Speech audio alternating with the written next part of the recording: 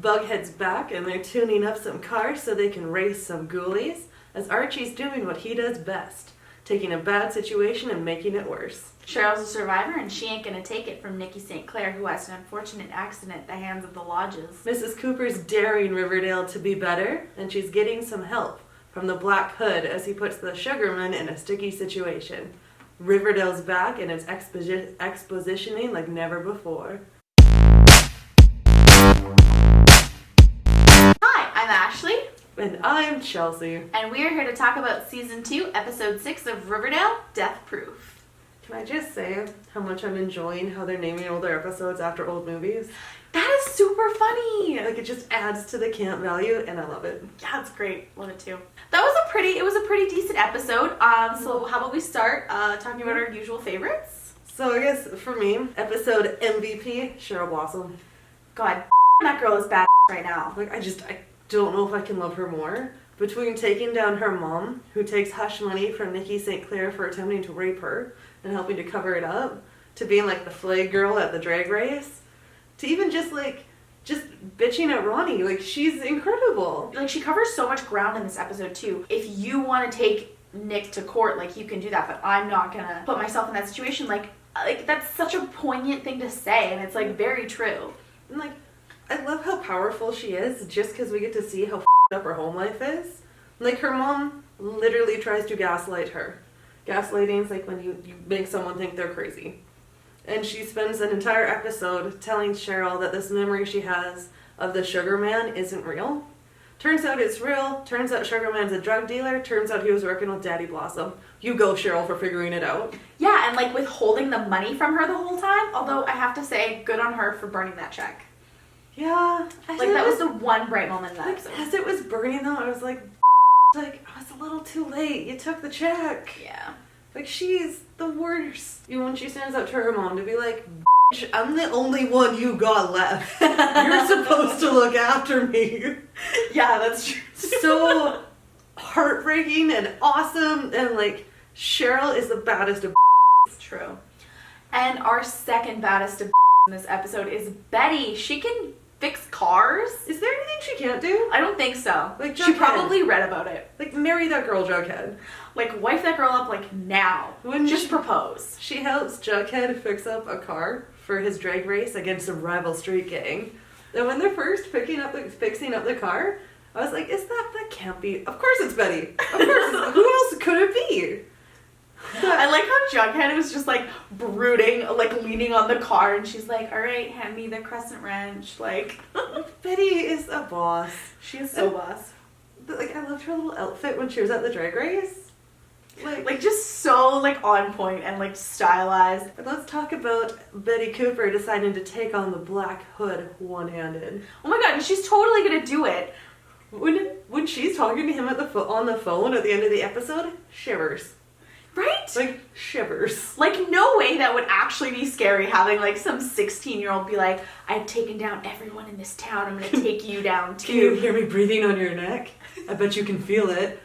Awesome. So bad, but so good. It was. And like, the actress just like sells it so well, because like, I think like any other actress who just tried to like do something as like campy and cheesy and that just like wouldn't be able to pull it off, but Betty totally does. She's the best actor they have on the show right now. Honestly, yeah. Like, she can sell crying, she can sell like scaring a serial killer, and she can like sell being a hood bunny. I don't know if that's a saying, but we're making it a saying. Hashtag hood bunny. But yeah, even like she finds out who the Sugar Man is too, when like the Black Hood can't even figure that out. Like, she's just like so intelligent, and maybe it's like a little far-fetched how intelligent he is, but just I love that there's just like this strong female character that you get to see be vulnerable sometimes. I believe that she can do these things. I believe she did write some expose about the Sugarman.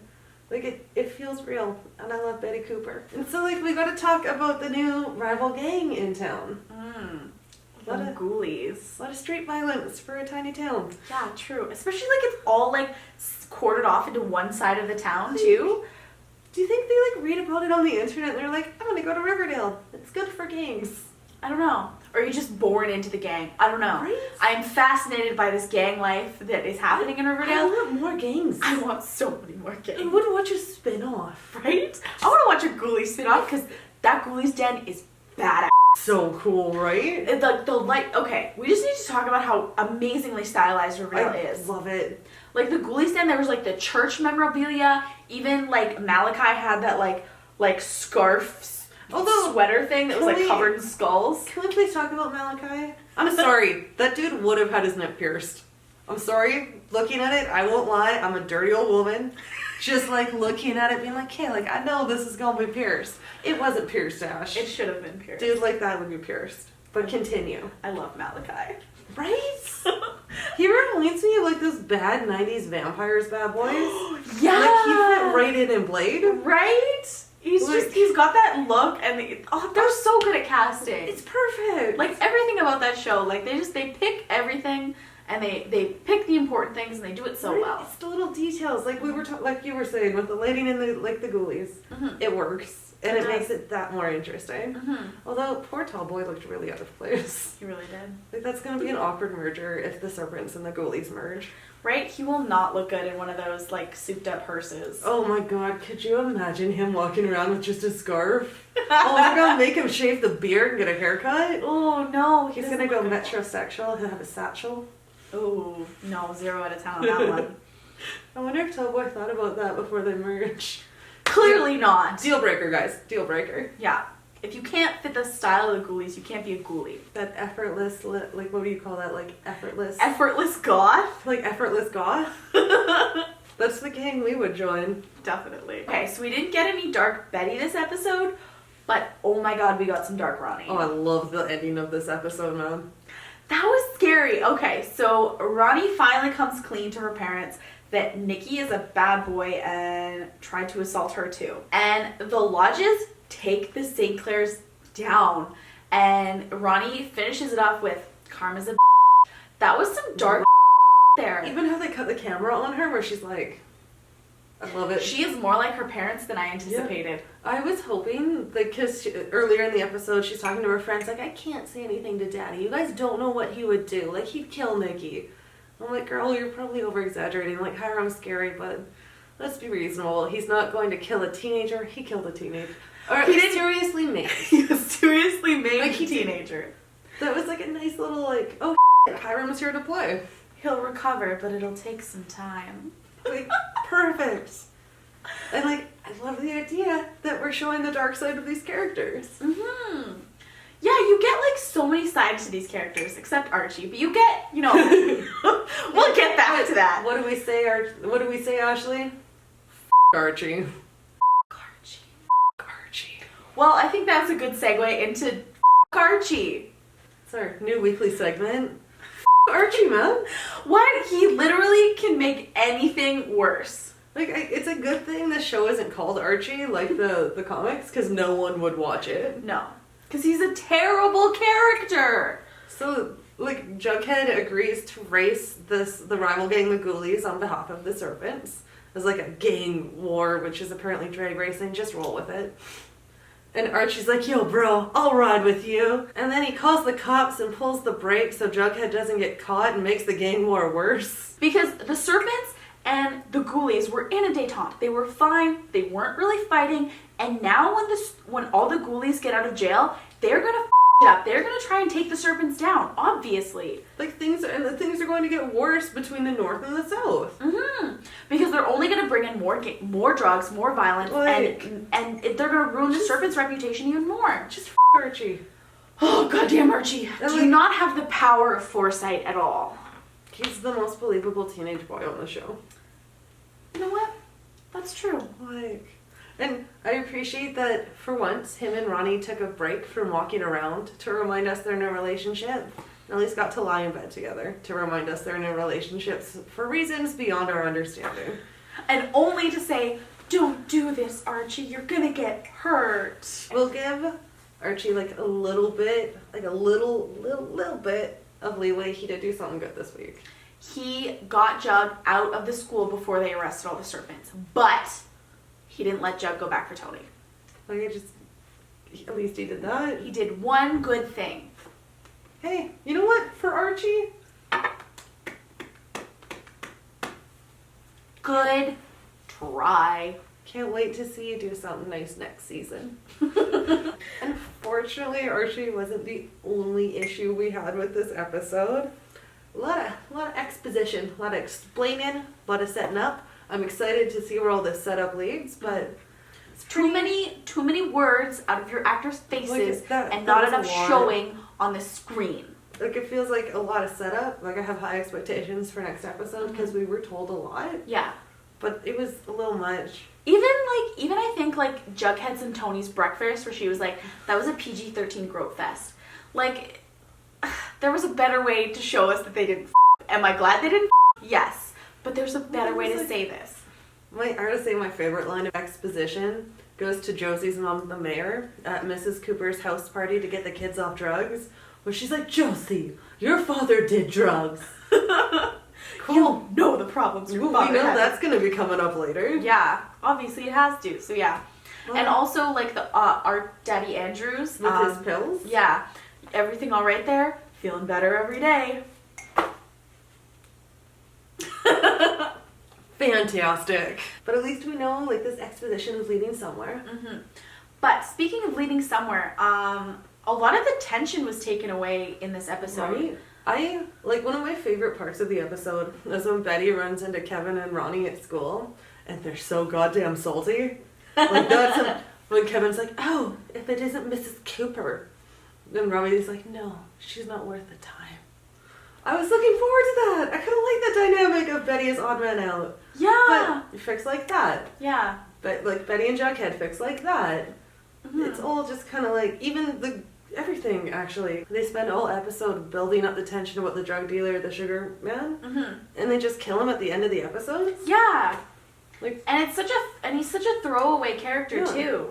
Like, no one cares about Mr. Phillips. If I went up to people who watch Riverdale and say, hey, you sad Mr. Phillips died? You'd go, who the is Mr. Phillips? Since I'm sure none of you can actually remember, it was Jughead's teacher. Yeah. And like, if they'd set him up more as like a mentor for Jughead, I think that would have been amazing.